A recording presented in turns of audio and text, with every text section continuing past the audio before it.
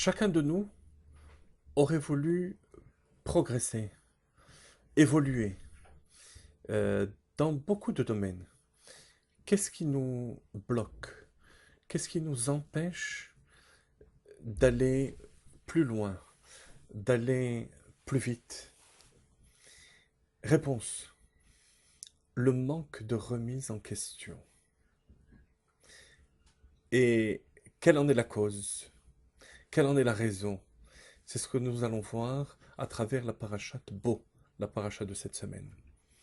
Dans la parachate Bo, apparaît pour la première fois la notion de Hametz et Matzah, l'interdiction à Pessah de consommer du Hametz et la mitzvah de manger des matzot, notamment le premier soir de Pessah et le deuxième, en Chutz La'aretz, à l'extérieur d'Eretz Israël. Il y a deux différences entre le Hametz et la matzah. L'une au niveau de, de la matière, du pain par rapport à la matzah, et l'autre par rapport aux lettres qui forment les mots Hametz et Matzah. Alors au niveau de la pâte, on sait très bien que le Hametz et la Matzah sont composés des mêmes ingrédients, farine et eau. À la différence que la Matzah est cuite tout de suite avant qu'elle n'ait le temps de lever, alors que le Hametz, on va le laisser lever, ou bien on va ajouter de la levure. Mais enfin, c'est la même chose, c'est le même principe. C'est la pâte qui va lever.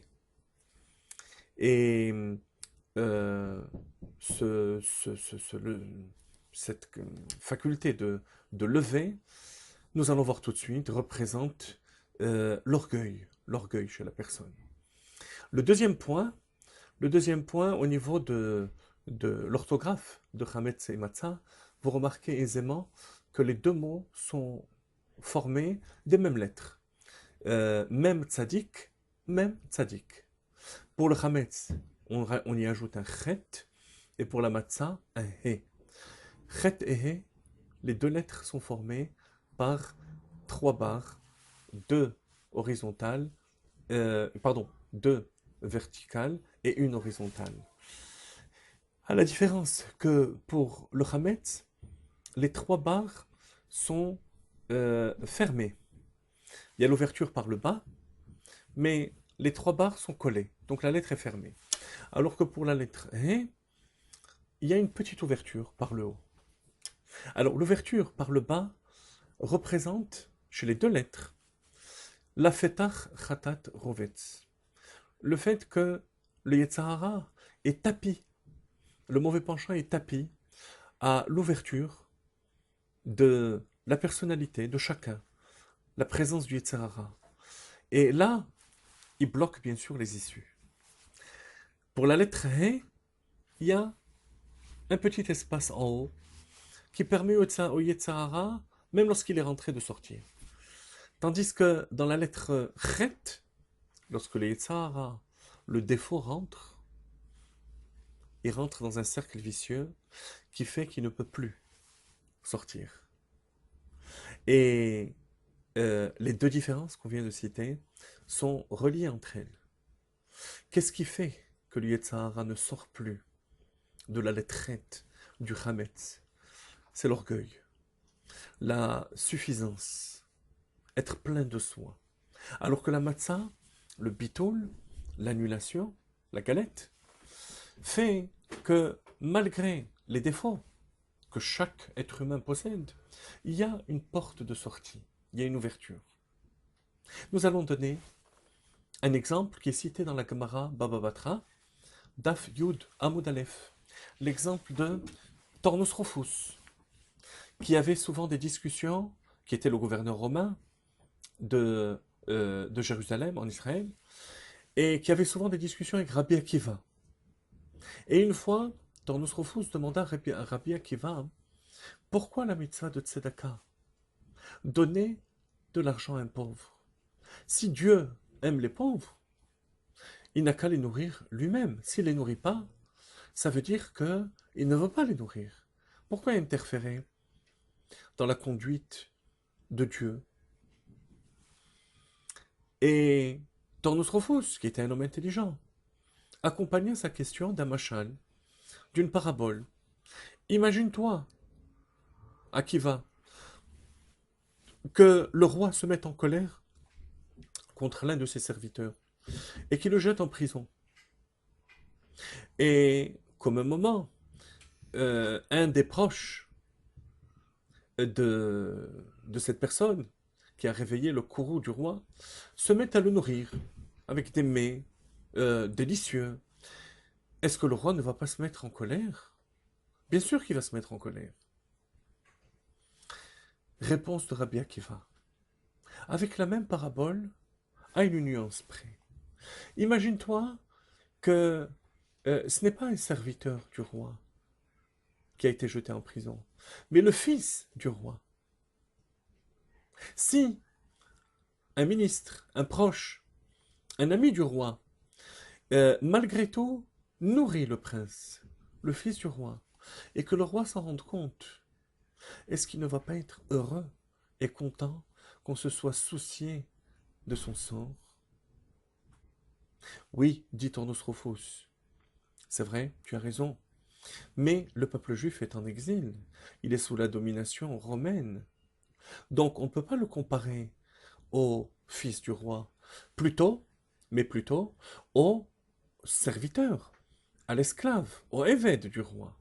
Donc, c'est mon machal, c'est ma parabole qui est la meilleure. Et Rabbi Akiva lui dit, pas du tout. Il lui rapporta un verset de la Bible qui considère le peuple juif, même une fois exilé, comme étant appelé fils du roi. Et qu'est-ce qu'on voit dans cette parabole? Trois choses. Première chose, la force et le danger de la justification. On peut, par rapport à toutes les mitzvot,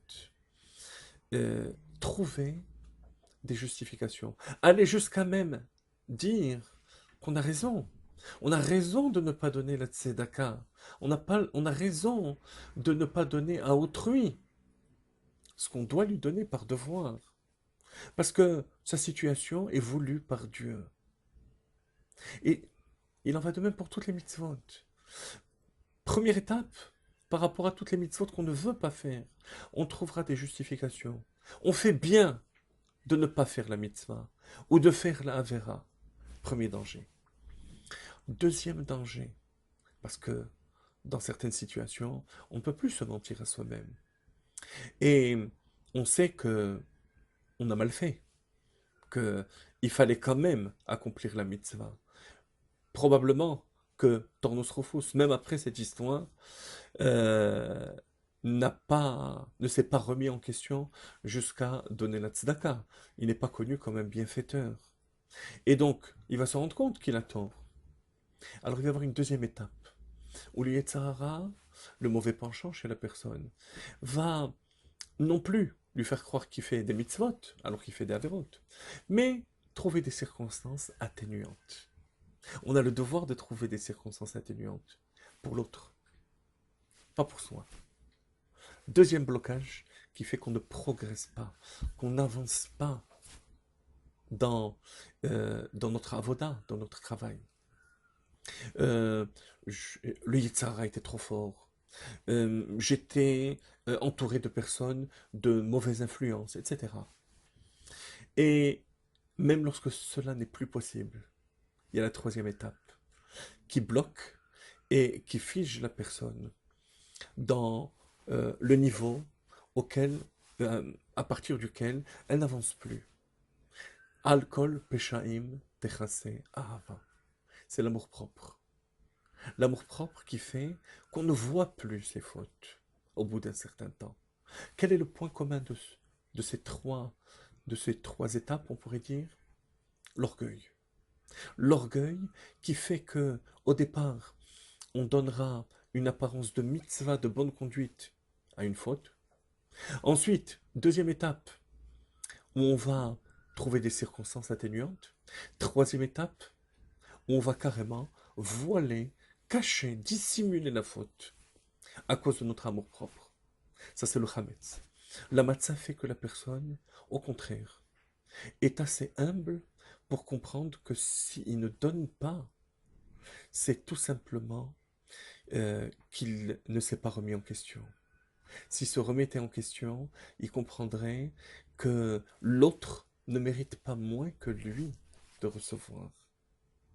Deuxième étape, trouver des circonstances atténuantes. Une personne humble n'en trouvera pas pour lui-même. Au contraire, il en trouvera pour les autres. Et enfin, troisième étape, l'amour-propre qui cache ses fautes chez la personne humble, chez la matzah, ça n'a pas lieu d'être. Au contraire, la prise de conscience de la Avera va le briser, va briser son Yitzhara et va le décider à aller de l'avant, progresser de niveau en niveau. Yelchou Mechaïl El Chaïl. Shabbat Shalom.